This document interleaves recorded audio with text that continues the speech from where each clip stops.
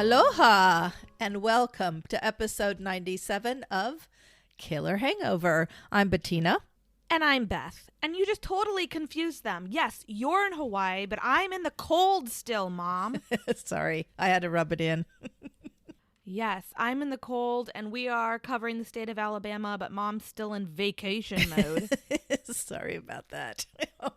No, I'm not. No, you're not. What's the weather like there, Mom? You don't want to know, do you? It's amazing. Probably not. It's just amazing. Just set me into a depression over here. Palm trees, blue sky, blue ocean. Amazing. Awesome. Good for you. Yeah, for a little while longer. Good news over here is we are all healed up from the good old COVID. I never seemed to catch it. Oh, congratulations. I don't know how that happened. By the grace of God. Just exactly.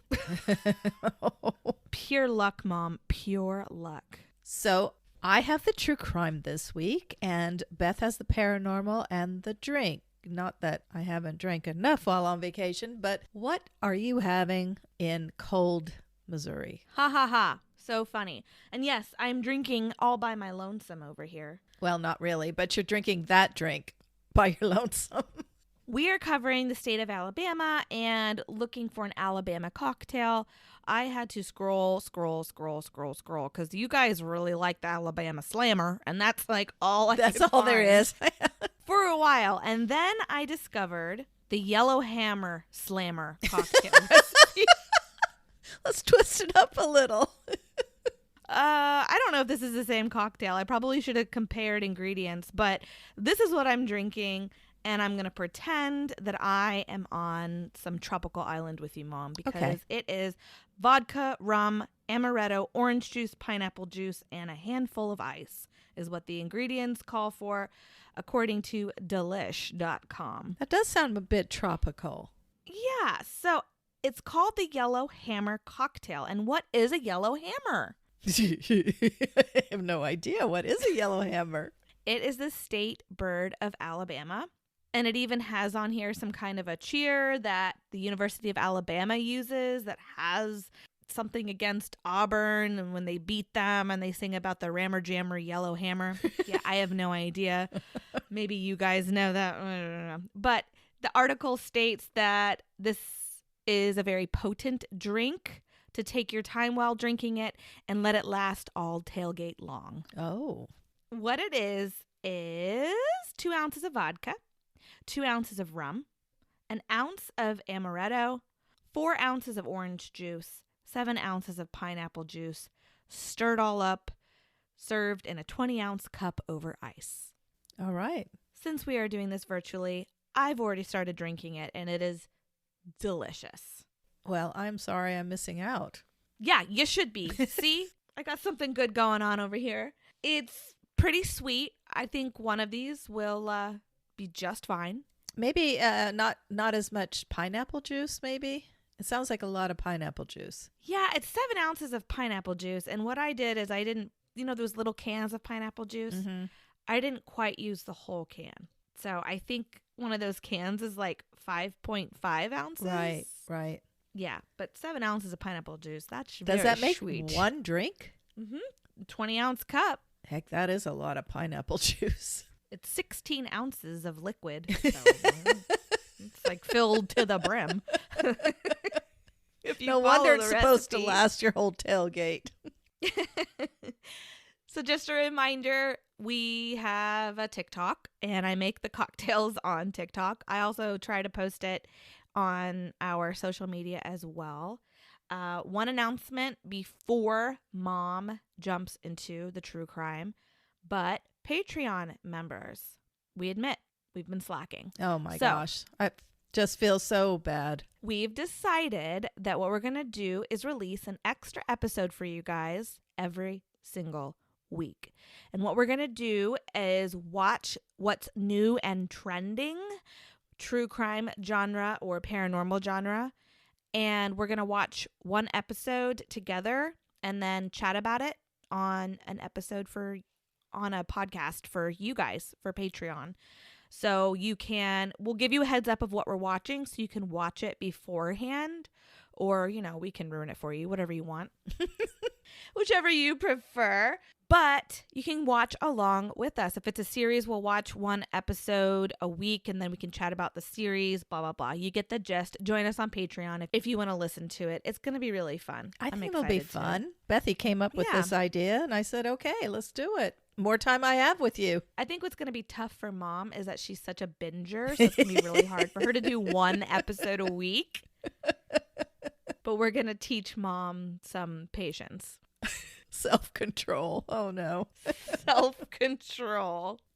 Oh. Talking about a binger, I have to give a shout out to one of our new listeners. Her name is Journey. I met her in Hawaii, and I believe it was less than 2 weeks. She has listened to 50 of our episodes. Hey, awesome. She said, yeah, I have a problem. Oh, you and her both. There needs to be some kind of a binge support group. Yeah. So anyway, before I start, shout out to you, Journey. Yes, hello. Let's jump into Alabama. I don't know whether you remember, but several months back, you did the Giggling Granny from Alabama. Months back, yes. months. 30 years after the Giggling Granny, we have Alabama's Black Widow, Audrey Marie Hilly. Originally from Blue Mountain, Alabama, which, by the way, is where Nanny Doss, the Giggling Granny, is also from. Uh-oh. I don't know what's in the water there. Audrey was born Audrey Marie Frazier on June 4th, 1933. On all accounts, she had a normal, happy childhood, so we can't use trauma in her childhood as an excuse for what happened later. She was an only child, and her parents, Huey and Lucille Frazier, spoiled her. Sorry, I thought you were going to say Huey and Louie. Sorry. It's that Lou. Yeah. Oh, they weren't ducks. They were hardworking people who worked more than spend time with Audrey. So to make up for it, they would buy her things. And more than not, they gave into whatever she wanted. She wore clothes that were not exactly expensive, but were better than most of the children at her school wore. When Audrey was in 7th grade, the family moved to Anniston, Alabama, which was definitely more upscale than Blue Mountain. When Audrey was 12, she caught the eye of Junior Frank. Okay, his name was not Junior. When Audrey was 12, what was his name, Mom? She caught the eye of Frank Hilly, who was a junior at the time. Now, give me some leeway on the time scales here, because different sources, you know what I mean? Mm-hmm. 1 or 2 sources did say that he was a junior in high school when she caught his eye at age 12. She was 12. He was totally smitten with her. After Frank graduated, he entered the Navy. But while away, he missed her terribly. So while on R&R, that is a really hard sentence to say. R&R is rest and recuperation. So while on R&R, he flew back and married Audrey. You should see her mouth. She's really I had to enunciate. She graduated from high school and moved to California, where Frank was stationed. When Frank got out of the Navy, the couple moved back to Anniston. There they had 2 children, Mike and Carol. The marriage has had its ups and downs like any marriage, but shortly after Carol was born, the 9-year-old marriage plummeted. It could have been caused by the stress of a second child, or one source said it was caused by money problems. Audrey liked to shop and spend money. Uh-oh. The couple didn't really have that much. Even with a 2-person income, money was tight because of Audrey's spending. She even went so far as to get a P.O. box so Frank wouldn't see the credit card bills. Oh, no. But how is she going to pay those? So she came up with this great plan. She was going to go to the bank for a loan. And since Frank was a very well-respected man in town, the banks granted the loans, which, of course, Frank didn't even know about. And you said loans. Yes, loans to pay off the credit cards. So now we've got this cycle. Not only, now she's got to pay back the loans, too. Audrey was a manipulator. plain and simple. At work, she would play games with her coworkers, but was very respectful and submissive to her bosses. Did you like that change in deflection? Coworkers called her peculiar and said that she would act out if she didn't get her way or she didn't get what she wanted. But her letters of recommendation held nothing but praise and compliments as to what a good secretary she was. At home, she was a mess. I guess she really favored her son Mike, and to make up for that, Frank would spend time with Carol. This did not sit well with Audrey. She and Carol fought constantly, even when Carol was just a little girl. So when I say that Frank spent time with Carol, they would go to, Carol was a tomboy. And this is another thing that Audrey did not like about Carol. She wanted a girly girl, and Carol was anything but that.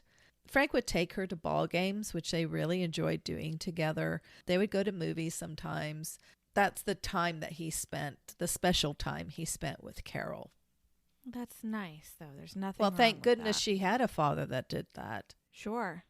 But to get back at Frank, Audrey showed him love letters that other men had recently written to her. Oh, my gosh. Get this. She's very manipulative. They were bogus. She wrote them herself? Yes. Oh, no. Oh, my goodness. Then one day, Frank, who had been feeling bad off and on for days, really felt bad and left work early, only to walk in on Audrey in bed with her boss. Oh, no wonder she was getting rave ratings at her job. Was it really the job they were rating? In early 1975, so 24 years after they married, Frank became very ill, and he had been struggling with something off and on this whole time. Like his stomach would be really nauseous and cramp up, and yeah. But this time he became extremely ill, complained of abdominal pains and nausea, went to the doctor, but the doctors were puzzled as to what was causing his illness. He progressively got worse, and in May of that year, Frank was hospitalized. Doctors were still puzzled as to what was causing his illness, but by this time there was little they could do for him, and in a few days, Frank passed away. An autopsy showed that his liver had malfunctioned, other organs were enlarged, and his stomach was inflamed. Cause of death, they surmised, was hepatitis. Frank left Audrey with a life insurance policy, which she redeemed for $31,140, which today, I looked it up, would be about $175,000. Oh, wow. Oh, but she still has all those loans. She has and all credit those card bills loans and everything. And, it's not, if you get a whole bunch of loans still. 2 kids and you're in debt, it's still tough. But get this. She may have been in debt, but instead of paying that off, she went on a crazy shopping spree. She bought herself a car, she bought herself clothes and jewelry, and she did buy gifts for other family members. By this time, her son Mike had become a pastor and had married. Audrey invited Mike and his wife Terry to live with her while they got their feet on the ground. At the same time, Audrey's mother Lucille was diagnosed with cancer, and Audrey moved her into the house as well. Audrey was very clingy with Mike and wanted all of his attention when they were both at home. Poor Terry, on the other hand, so Mike's wife, became very sick. Oh my gosh. In fact, she was rushed to the hospital 4 times in a year. In that year that they spent with Audrey, one of those times she miscarried. Oh no. Between Audrey's possessive nature over Mike, Terry's mysterious illness, and the constant fighting between Audrey and Carol, yes, it was still going on, Mike had had enough, and he and Terry found an apartment. Get this. The night before they were scheduled to move into the apartment, Audrey's house caught on fire. Oh my gosh. She, Carol, and Lucille, her mother, who was still living with them, moved into the apartment with Mike and Terry oh my gosh. while repairs were being made to the house. When it was time to move back into the house, the neighboring apartment caught on fire. I mean, at this point, they have to either be like, wow, Mom, you have like the worst luck in the entire world. Or, hello, coincidences. I don't know. You have a little bit of a problem with, what's it called? Pyromania. You're a bit into pyromania. Arson? I don't know. Yeah. Jeez. Mike and Terry had to move out of their place, so the whole group ended up back at Audrey's house. Oh my gosh. A few months later, Mike and Terry moved out of the house, but they were done. They moved to Pompano Beach, Florida. Well, they're like, see ya. We're going Out to of the here. Beach. Bye. We need a little R&R. We're out of here. But this was after Mike found out that Audrey had racked up $600 on his credit card. Oh, gosh. So she's saying, okay, I'm going to help you guys out. Get your feet back on the ground. Come live with me. Right? At the same time, she's using this pastor's, he's not getting paid very much, this pastor's credit card, who, by the way, is her son. Yeah. Is her son. Exactly.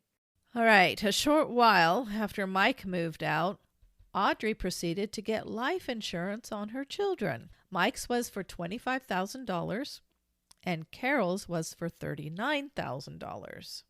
So she got this life insurance for him. The next step taken by Audrey was that she and Carol moved in with Frank's sister Frida.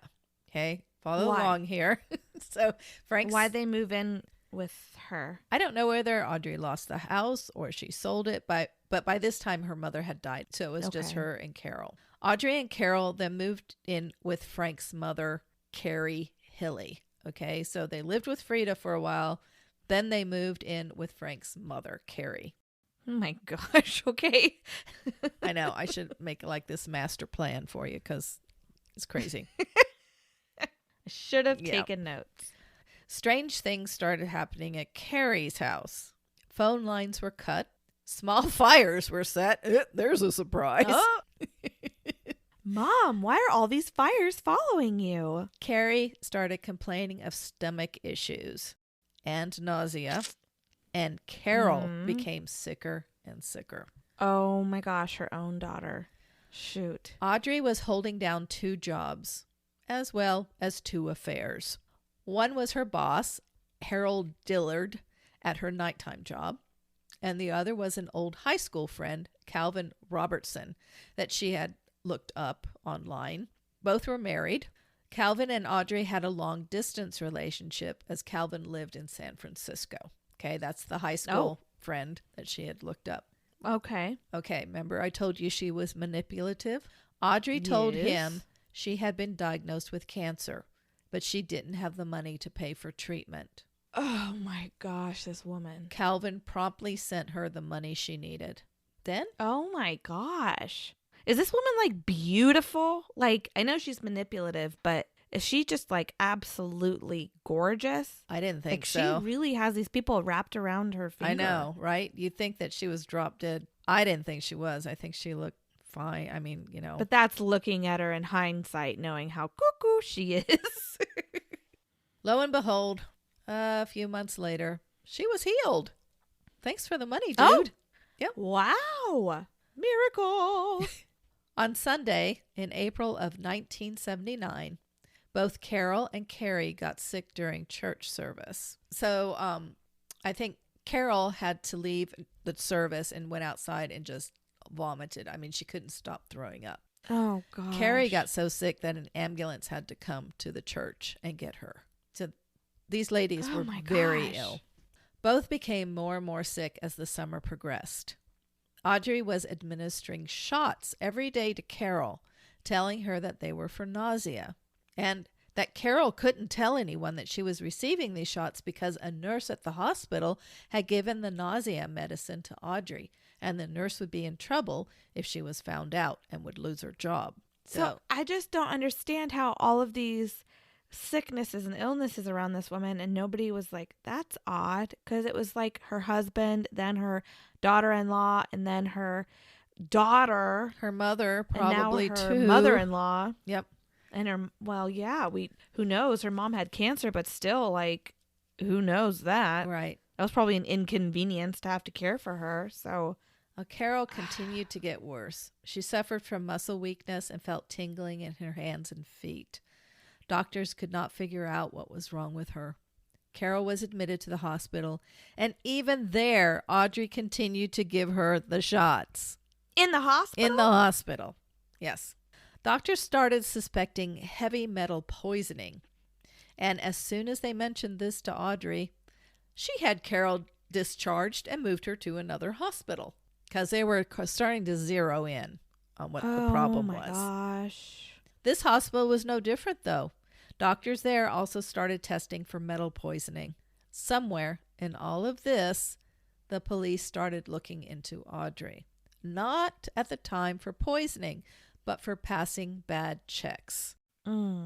She had written checks to the insurance company that insured Carol's life, but the checks all bounced. Okay. She had no money. Shoot. The checks all bounced. So basically, Carol's life insurance was null and void because she hadn't been paying on it. I don't know whether she knew that or not, but... Well, and then she's moving her daughter from hospital to hospital. I mean, that couldn't have been very cheap. I know. Oh, Audrey was sent to prison, and police started looking closer into her past. Thank goodness she went to prison. Yeah. Now, without Audrey lurking in the background, doctors were able to run more tests on Carol. And Carol's probably, I mean, I don't know how poisoned she is, but is she starting to get a little better because she's not being administered those shots anymore? Yeah, but she's been getting this for a long time. That's So getting better sad. is going to take a long time. One of the doctors on the case, Dr. Thompson, noticed Carol's finger and toenails. White lines ran down every single nail. Now they knew what to look for. What does that mean? Arsenic poisoning. I guess if you ingest arsenic for a long period of time, your nails show it by these white lines. Really? By these white lines running down them. But you know it's got to be for a long stretch of time because your nails... If it's starting to show in your nails, yeah. You know... Wow. Your nails don't grow overnight. Ugh, the toddlers do. Oh my gosh, I'm constantly cutting the boys' nails. They're disgusting. Sorry, go on. By testing Carol's hair, it was determined that the hair follicles contained more than 100 times the normal level of arsenic. It looked like she had been given arsenic in gradual increasing levels over a period of 4 to 8 months. And it probably been longer than that, but there might have been intervals, you know. So I thought it was really cool, and our listeners probably know this, but I thought it was really cool how they determined the length of time. Forensic tests were done on Carol's hair, and it revealed that arsenic levels ranged from over 100 times the normal level in the follicles to 0 times the normal level at the end of the hair shaft. So then they could determine the amount of time. Yeah, I learned about that on the documentary I just watched, actually, about Brittany Murphy. And because they, don't know how necessarily she died. They said it was pneumonia, but they tested the metals in her hair as well. And I was like, you can do that? And they did find metals, but they said it was because of hair dye, so it wasn't a lot. Yeah. But that would make sense, though, that it comes from the root, comes from the follicle, on your scalp. But that's just so fascinating that it stays in your hair, that that's what you test. I know. And it's fascinating. Brittany Murphy, her hair follicles had less metal in them than... Yeah, her roots and her follicles had like nothing. And then it was like the mid shaft of the hair, like the makes total sense, doesn't not it? in the... Yeah. Makes total sense. It's just very fascinating how... And that, I guess that would make sense why the nails create something too. Oh yeah. At this time, Audrey was still in prison for those bad checks, but on October 9th, 1979, a new charge of attempted murder of her daughter had been added. Oh, wow. In November, Audrey made bail. I don't know how. I think her son oh my gosh got money from different people to make bail, but if she's being charged for trying to murder her daughter, why would he help her with getting out of jail? I think everything was really confusing, and he thought maybe he thought that she hadn't done this. But the other catch is the bail was set really low. It was like at $14,000. It was really, really low.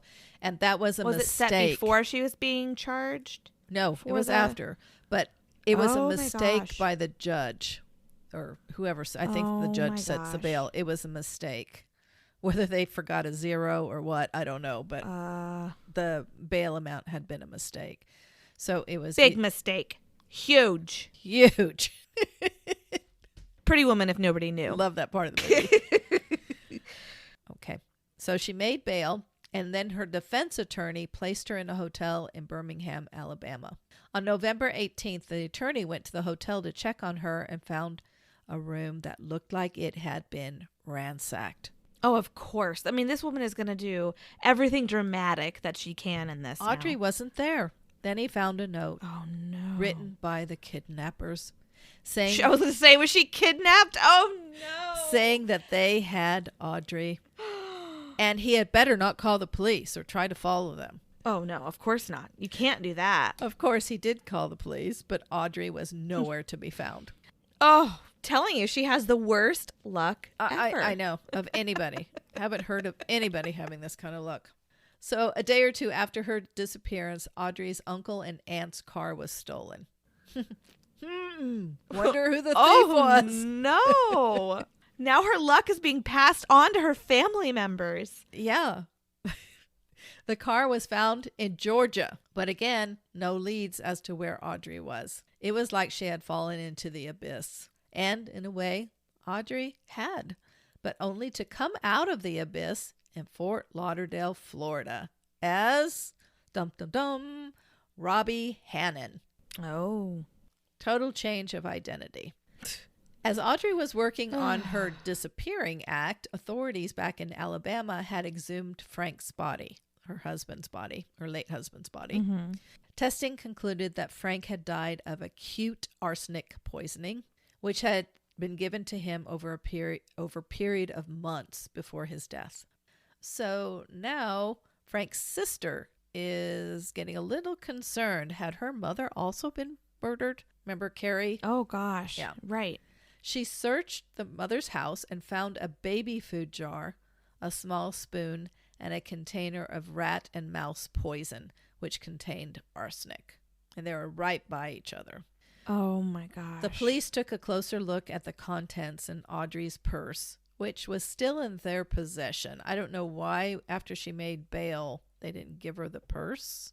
Yeah, that's odd. I don't really understand that.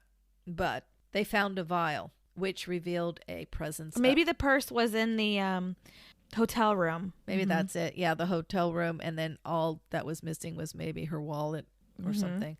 I bet that's it. Huh? You're such a good detective. Ah, I know. So the vial contained presence of arsenic. Remember, she was giving her daughter these shots, which were connected to the vial. So it's like a shot vial, basically. Okay. The bodies of Lucille, Audrey's mother, and Carrie, her mother-in-law, were exhumed and tested. And yes, Lucille had died of cancer, but she also had high levels of arsenic, as did Carrie. Oh my gosh. The FBI became involved in the case, and they, as well as police, conducted a massive manhunt, or in this case, woman hunt, but to no avail. Audrey would remain a fugitive for a little over 3 years. No way. How did she do that, you ask? She just keeps switching her identity? You asked me how she did that, right? Oh, yes. How did she do that? As I said, she assumed a new name, Robbie, and with that, a totally new identity. But, okay, the story only gets better. While in Florida... like, seriously, I know we've joked about it before, but this is seriously like a Lifetime movie. It's nuts. It's absolutely... It gets more Lifetimey as we go. Okay, so... Oh, boy. She meets John Homan, who quickly fell for Robbie. From what I found in my research, John was a very humble, quiet man who had just recently been divorced. Robbie was a force of nature, and to him she was one of the most beautiful women he had ever met. To John, it was unbelievable that a woman like Robbie would fall for him. The couple lived together for a year before they were married in May of 1981. They moved to New Hampshire. Now, the whole time they were together, Robbie spoke about her twin sister, Terry Martin, who lived in Texas. Oh, my God. In August of 1982, Robbie said that she was going to settle some family business in Texas and that, oh, by the way, she also had appointments with specialists for the rare blood disease she had. Of course, she had no family in Texas, and of course, she had no rare blood disease. She's very creative. You got to give her that. I'm not giving her anything. She traveled to Texas and Florida for 2 months, this time by the name of Terry Martin. In November, John received a phone call from Terry. She told him that her sister Robbie, his wife, had died in Texas from that rare blood disease. Oh my gosh. And this poor guy falls for this? He didn't have to come to he's Texas. fallen for all of this. Oh, yeah. He was probably giving her money the whole time she was gone, too. No, he didn't have to come to Texas. Robbie's body had been donated to medical science. But, hey, here's an idea. How about if Terry come up to New Hampshire? Mid-November found a blonde, thin Terry knocking on John's door, posing as his dead wife's twin sister. Now, she had totally changed her appearance. My gosh. She has always had dark hair. She dyed it, obviously, blonde. She had lost weight, and she even moved different. She fixed her walk or something. So she was a totally different person. So, I mean... Insane. John probably was totally in a grieving at this point, so he didn't notice little discrepancies or whatever. So, I mean, I just feel so sorry for this man. Insane. So now she's at John's door in New Hampshire. She's able to talk John into letting her live with him. Oh, of course. Telling him that they could work through their loss together. Give each other strength. The two worked on an obituary for Robbie, which then appeared in a New Hampshire newspaper. Now, I probably don't have to tell you this, but everything in the obit was made up by Terry, Robbie, Audrey, whatever you want to call her. She's just super creative, yeah. One source said that John took Terry to the factory that Robbie had worked at to meet her co-workers. Some there believed the con, others did not.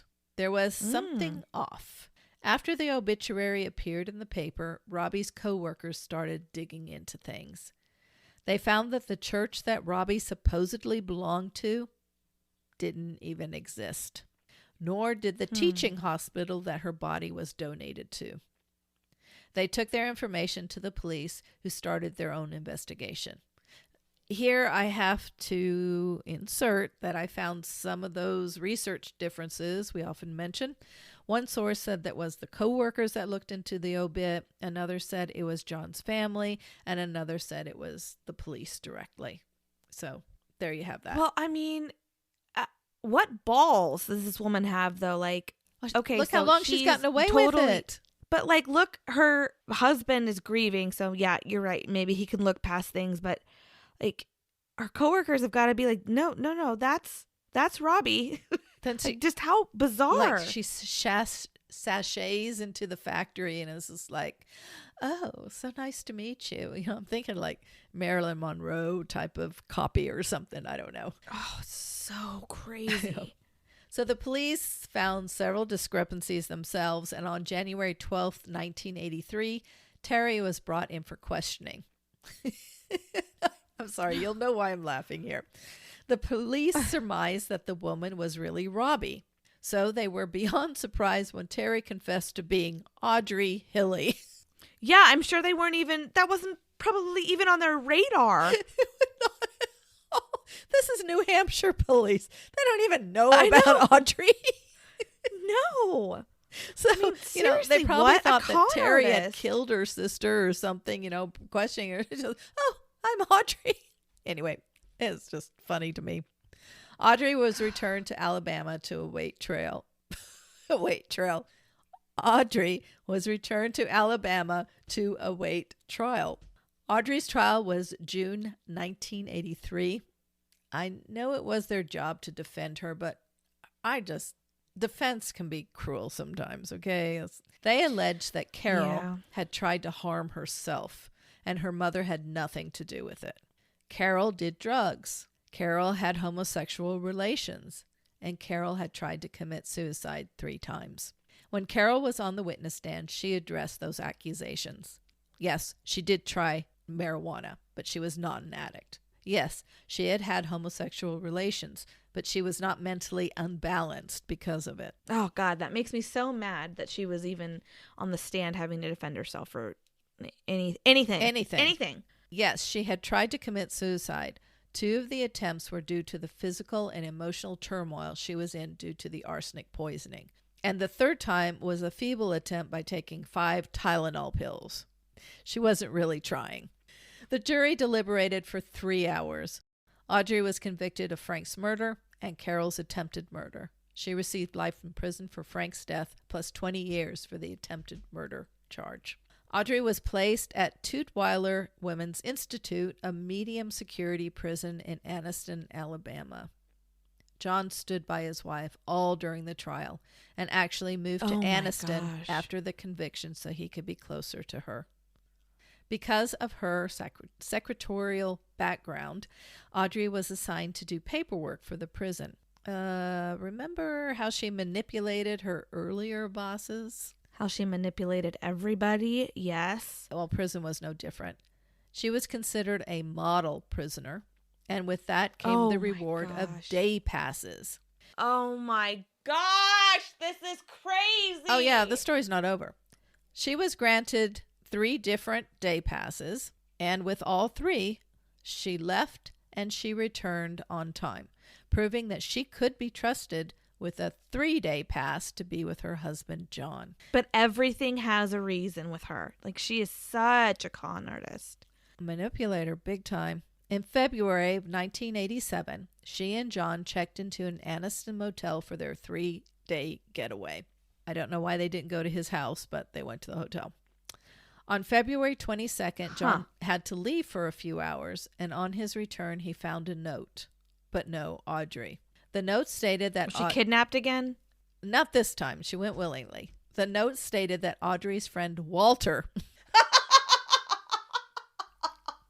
was going to help her escape to Canada. And would John please forgive her? But she just couldn't go back to prison. Oh my gosh. John immediately called the police. And to at least add he did here, that. This escape actually activated a closer look into the Alabama furlough policy. I'd like to tighten that. February 26th, the Blue Mountain Police received a phone call. There was an unconscious woman on someone's front porch. It turned out to be Audrey. The porch, a few houses down from her childhood home. It looked like she had been wandering in the woods for the 4 days she was missing. She was soaking wet from the rain that had fallen for most of those 4 days and had hypothermia.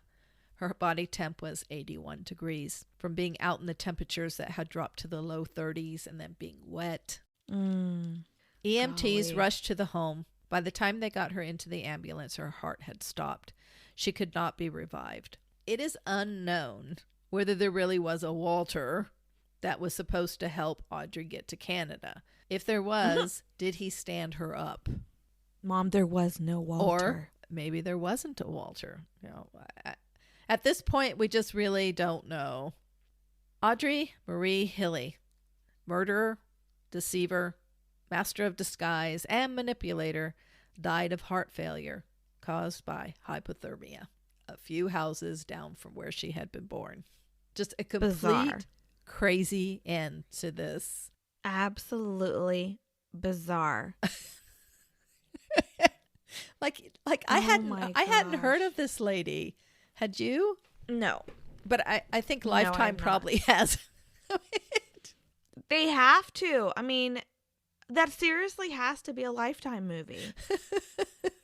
Oh my gosh. Crazy. All right, Mom. Well, by the way, this drink is pretty dang potent, so. How much do you have left? I mean, I still have half a glass left. Glass is still half full, Mom. There you go. That's my girl. Okay, well, I'm happy that yours was, there was deaths, so it's not silly, but crazy, where we had a couple laughs, because I'm sorry, but mine's a little more serious. Okay. A little more spooky. So this was a request from a listener, Abigail. Hey, she went to this place, sent us photos a while ago, and we put it on our list of places we had to cover. I need to check with her to see if she wouldn't mind if we post a couple of her pictures, because the pictures she sent us were really cool. Hey, be happy to use those. And she asked us to cover it, so I dug in deep. It's an old abandoned hospital outside of Tuscaloosa in Northport, Alabama. So the internet is a very confusing place. Yes, it is. Especially when it came to researching this facility and its past. Everywhere, including Google Maps, calls it Old Bryce Hospital. But then there were articles about it being renovated by the local college, and then there was other articles that said it was totally dilapidated. And then from Abigail's photos that she sent, it looks dilapidated. Right. It does not look like you could renovate it at all. So I was really confused, but I figured it out. Of course you did. So think of Bryce Hospital as kind of like multiple campuses. This building that Abigail visited, the very dilapidated abandoned building, that is most definitely not being renovated. Unfortunately, it's way too far gone. There's asbestos, mold, arsons. It looks like the Black Widow had been there. Has been fires everywhere. Oh. There probably are a few Black Widow spiders there, actually. There's plenty. This is the building I'm going to cover, and this building is known as Old Bryce Hospital, but I'm going to use the building's original name when sharing its history. It was named Jemison Center, and its history, I'm very sorry to say, is mysteriously not documented very well. Weird. I'm not going to try to be a Zach and make this big conspiracy mystery, but I am curious why a lot of the files and the history of this place is not documented. Like, a detailed historical record of this location is just not accessible. It's a large hospital, a very large building in the woods, and most of its history is a mystery. There are some rumors I read, stories that would try to give it this very dark history, but I don't know why people would try to do that. I don't know why they tried to make up some scary narrative for the building, because the truth of the matter is that it was an insane asylum in the early 20th century, which is scary itself. Ugh. Exactly. You and I have already discussed places like that. The treatments of those patients in those early facilities was just horrific. So from what I researched, the building was built in 1939 and housed patients until 1977. Oh.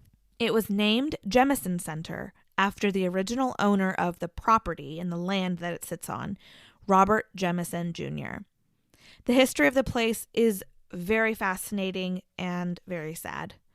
So the Jemison family settled in the area in the 1830s, and they were a very wealthy, influential family. Robert was a Confederate senator and an entrepreneur.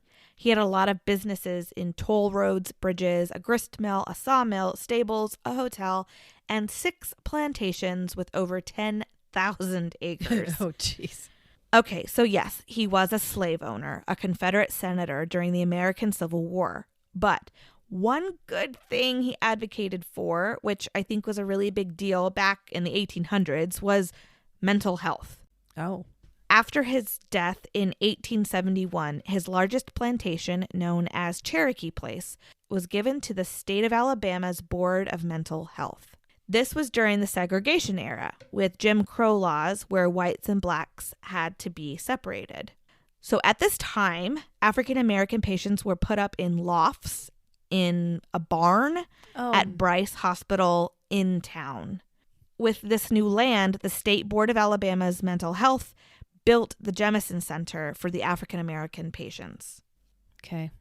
Can you imagine being housed in a loft in a barn in Alabama summer? No. And they're Jeez. suffering with mental health. Yeah. Like, Yeah. no. So they build the Jemison Center, and this is where the African American patients are moving to. So the center was like part of the hospital, but like I said, on a different campus. Right. Mm-hmm. And I think it's funny because they call it the old Bryce Hospital, but it's obviously newer than the one that was in town. So I think that's kind of funny. But anyway. But it's now the old Bryce Hospital compared Probably to because the new older one has been renovated. Exactly. That's exactly why, probably. Okay, so now you have the Jemison Center. And actually it's interesting, but I read that Bryce Hospital and the Jemison Center had their patients like work the fields, because it's the Jemison Center is surrounded by farmland and woods, but it's like there's a lot of farmland around it. And I guess they made their patients work on these fields.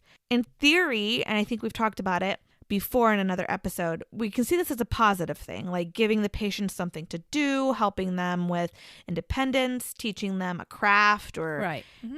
you know, creating a self-sustaining place.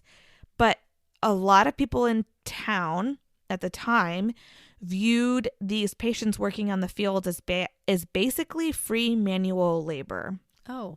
I guess the patients were really mistreated, and then they're forced out there in the fields on a hot summer's day to work. And it wasn't, you know, a couple hours here and there. It's like all day. Oh, dear. And it was hard work and not necessarily educational work. So the patients were being used as laborers, which with the Jemison Center being primarily for the African Americans, and now they're being forced to work in the fields for their stay at a mental Back to institution. slavery. I mean, yeah, I can see a lot of negatives with this. This was all put to a stop eventually. Way too late in my opinion, but eventually it was.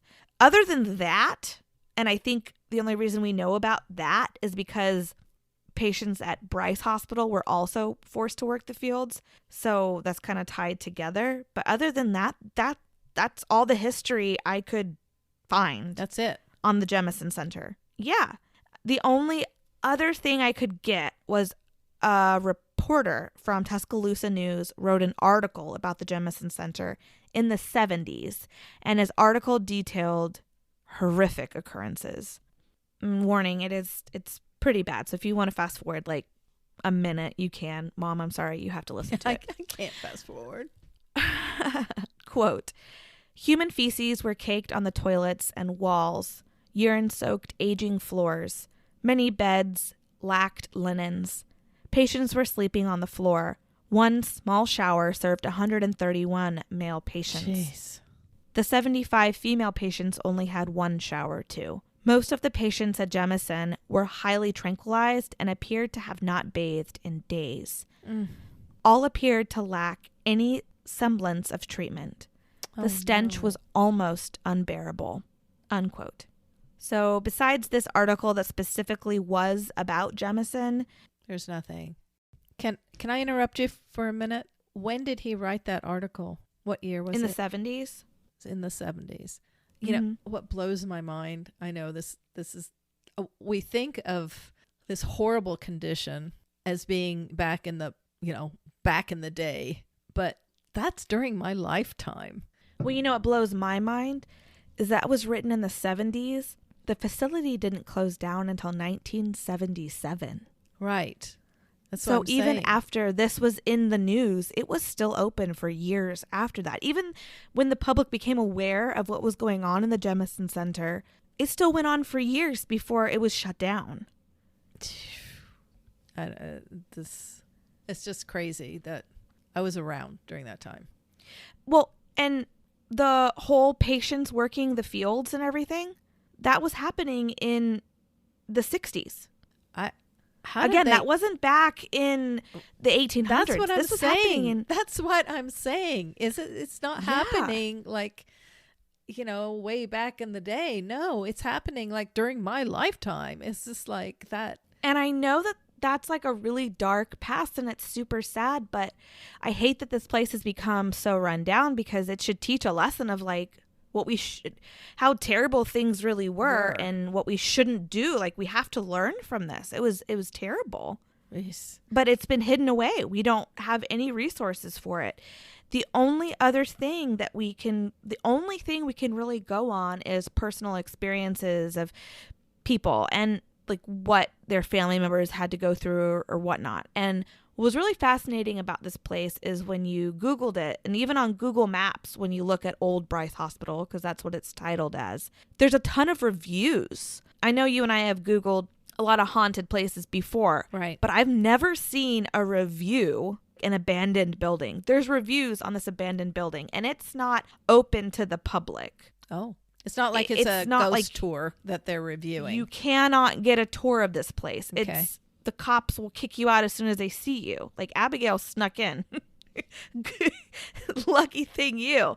But because a lot of people get kicked out, and I mean, it's not like this open place that you can book a tour. Maybe the cops are more vigilant during nighttime when people are more I would prone assume to so. going, but I think Abigail and like around Halloween and stuff like that. I think Abigail went during the day. I mean, it was creepy as heck just looking at those pictures during the day. Well, after I read you some of these haunting things, I hope she went during the day because it's really creepy. But like I said, only personal stories are the only way I feel like the history of this place and this patient's stories can be kept alive. So I read this comment on abandonedsoutheast.com. It was from a Ronnie, and it stated, I remember going to see my uncle in the late 50s. Must have been spring. Dogwood trees lined the long drive in bloom. My dad said had to stay in the car with my mom. Dad was in the hospital for a while. When he came out, he cranked the car and drove off, telling my mom my uncle said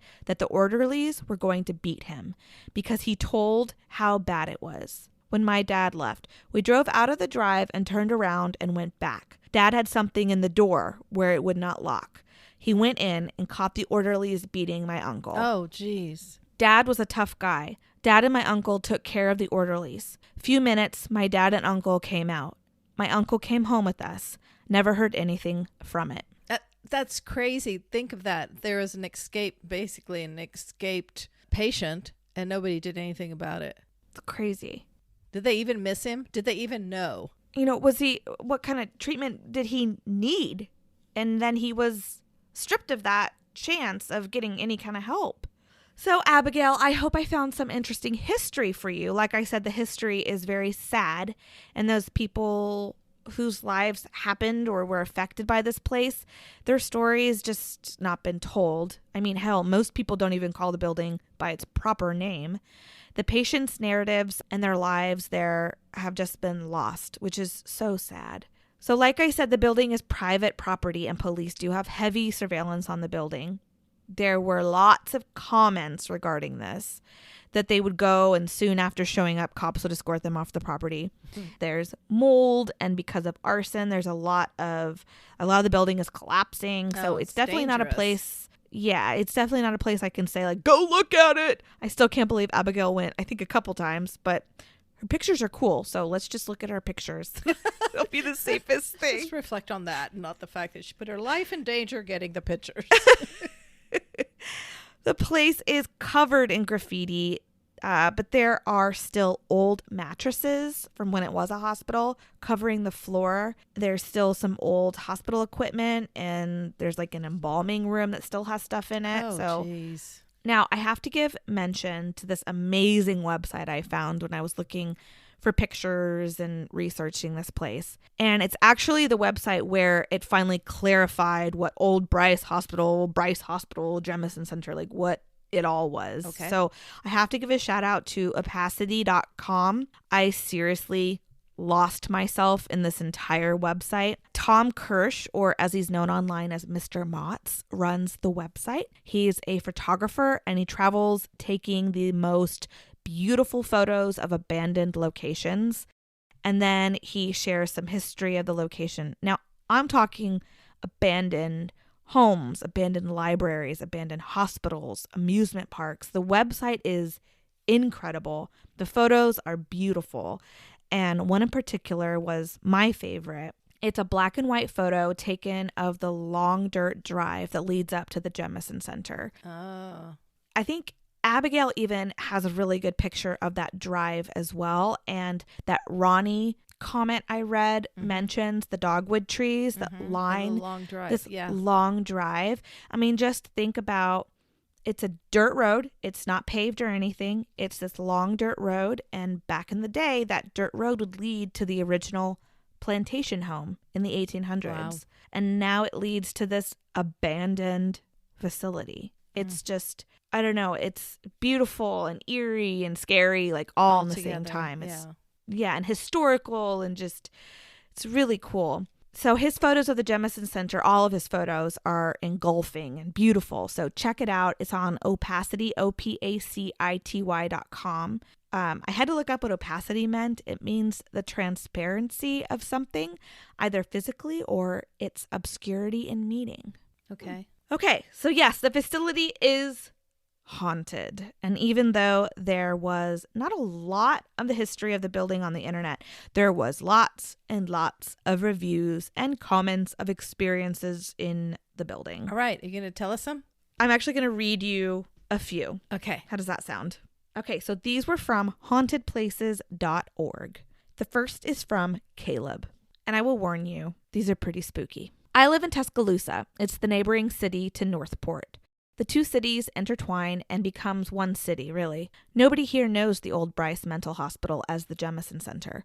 We call it Old Bryce because recently a new mental hospital was erected. Oh, it's Bryce Hospital. Okay, well that makes sense. Yes. So we call it New Bryce. That's the only reason we say Old Bryce, not that historical stuff. All right, following you totally.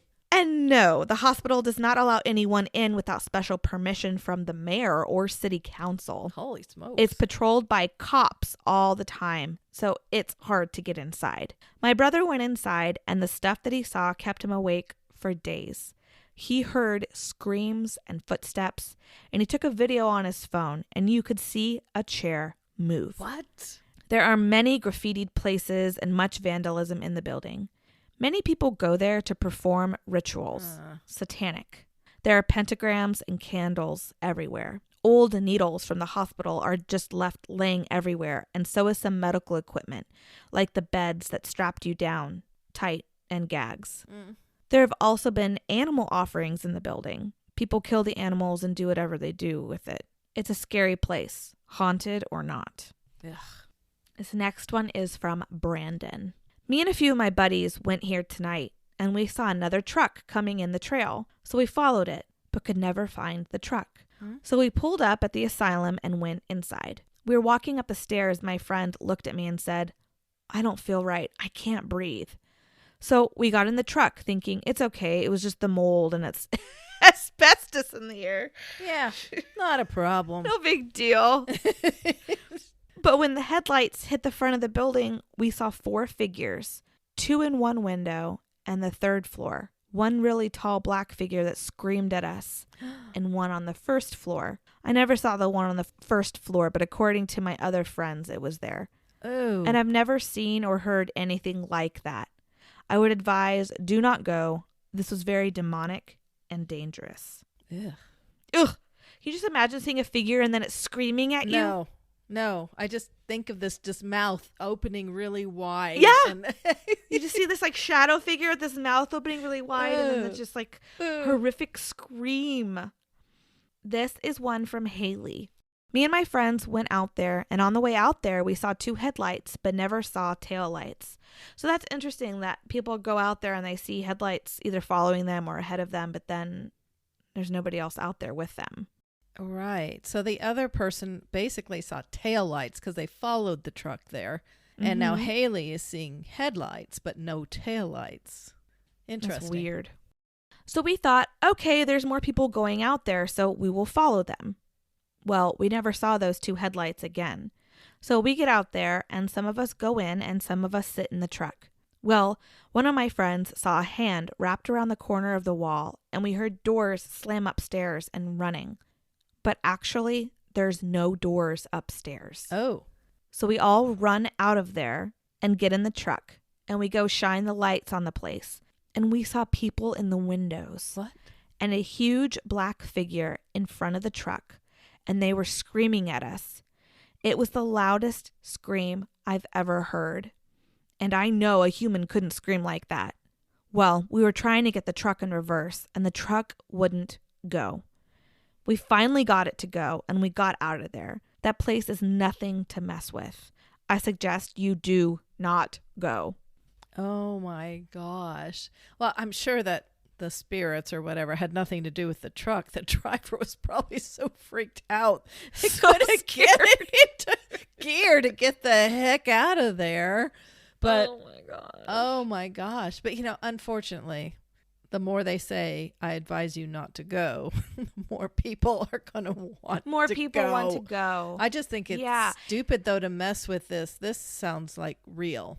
Well, and because the history has been mysteriously not documented, and because you have all these scary stories, you're going to have a bunch of people making up all these creepy stories and going to check it out. But these two, I don't know, maybe she read Rob or whoever posted before, but they sound a lot similar, like they saw the same thing. They saw the same thing, and they were posted a month apart. Huh. Okay, the last one is from Will. Okay, Will, bring it on. My friends and I visited here back in 2016 and experienced a few strange things, mainly footsteps and whistling. After we heard the whistling, we decided to stick around and see if we could make contact with the entity, with any entity. We did, and it threw things at us. What? My friend was struck in the face by unknown debris, and as he left the room, another piece of debris came flying out after him. Oh. We decided to wait around to see if anything else would happen. Why would you wait around? I'm just thinking, okay, something just threw something at my face. Now something just Let me threw just sit something here at and the wait back around. of my head. Let's just wait if something else falls on me. My gosh. We decided to wait around to see if anything else would happen. And another 3 times debris was thrown at us by an unknown entity. I mean, Will. Hello? Would you think it's going to stop and come bake you cookies? Like, come on. What exactly were you waiting for to have it throw at you? A chair? I mean, what? After that, a couple of our friends began acting strange and wandering off on their own. Well, yeah, they've been hitting the head with debris. Oh, no. After we found everyone. Oh, gosh, that makes it sense. That's so scary. Just people just wandering around this abandoned building. And you just gather them up. Come on, guys, over here. Come here. Over here. After we found everyone, I and 2 other friends who seemed unaffected gathered everyone and left. Very surreal and unforgettable experience. That's just weird. Just weird. So I'm done, but another fun little side note, if you like creepypasta, and maybe you've heard of it, maybe you haven't, there's a series, it's a little documentary series, kind of like Paranormal Activity, you know what I mean? Like Did you say creepy pasta? Creepypasta, it is a website where like things like Paranormal Activity or like spooky stories that you think could be real, but they're not. They're creepypasta. So they're made up stories, but they seem really real. Okay. So there's a series called Marble Hornets, and it was basically Slender Man, where Slender Man was created. Yeah. They filmed inside the Jemison Center in the Oh. surrounding area. So check it out. It's on YouTube. It's called Marble Hornets. I watched it and got really freaked out, so I stopped watching it. But it's a great storyline. They did a really good job. So can I ask, did Abigail, did she sense anything when she was there? She said she sensed, something just off and something weird, but she didn't necessarily witness anything. Okay. Her husband would only go to a certain point. He didn't go in very far. He wouldn't. I don't blame him. Yeah. I mean, spooky stuff. I'd be so curious and would want to, but I don't know. If you have people going in there, I would hate to think it's the patients haunting this place because their lives were so miserable. I would feel terrible for to get stuck there. Yeah, I think what would make it like scary is not necessarily the patients that are stuck there, but maybe all the satanic stuff and people coming in looking for something. I mean, that's going to create some kind of a negative force. Right. But remember, I mean, we've discussed this before. If somebody dies and doesn't know that they're dead, they linger also. So if they die in a way that's like, perhaps it is patients that don't know that they're dead. It's horrible to think of, but yeah. And until that building is torn down, I don't see them ever getting any like closure or. I wonder why it hasn't been torn down yet. I mean, it's dilapidated and it's dangerous. And it's like, welcome, come through me. Like, come walk in here. No, exactly. So they come and they arrest people, but just tear it down. Just tear the dang thing down. You probably spent enough money on police patrol by now. You could have torn it down. I know. Hey. Okay, so they want to keep it up for historical purposes. Well, then erect some kind of a historical monument. Like, teach people what it is then. Like, it doesn't make sense why it's still up. It doesn't make sense. Okay, the end. I'm done. My cocktail is done. Tasty sounds like it might be done. Empty. You've got a happy little face. Happy pink cheeks. Thank you, Abigail, for your suggestion. Yes. Keep sending us your guys' suggestions. If you've been someplace and you've taken pictures, we want to see these pictures. So thank you, Abigail, again. That was awesome. I'm going to check in with you and see if we can post some of your pictures because they were pretty spooky. And it's cool that we know that they're real pictures. That's terrible to say. Of course we post real pictures. I mean, never mind. I'll just take that whole stupid statement back. But girl, if you end up going out there, I don't recommend you going back out there. It seems really scary. No. Be safe. All right.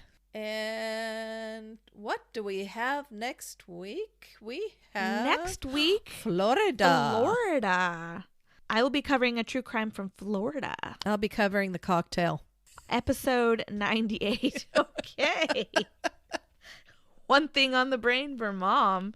Oh, I'll be back. I'll be back home. It'll be Valentine's Day. Oh. So heads up, you guys have a week to go prepare for your Valentine. Just warning you. So all of our sources will be posted on our website, killerhangoverpodcast.com. I'm going to check with Abigail and maybe we can post some of these creepy pictures as well. You can listen to the episode on our website too. Send us a message on our website or email us at killerhangoverpodcast@gmail.com. Like I mentioned, we're going to be doing an extra episode every single week, watching something that's trending on our Patreon. You can join us in the link in the description of this episode. You can download the app or find us on patreon.com. We are Killer Hangover Podcast. $5 for a whole lot of fun. Yes, we're going to be doing these extra episodes every week. Our episodes get released early. They come out on Saturdays. Saturdays, yes. So join us. Also, if you like us, because we know you love us, if you haven't already, please go and leave us a review, a rating on Spotify, on Apple Music, wherever you listen to us. Thank you, thank you, thank you. All right, well, like I said, I'm empty over here. So you go and enjoy the beach, and I'm going to go to bed. I'm going to go to the beach. This was fun. Cheers, Mama. Cheers. I love you, kid.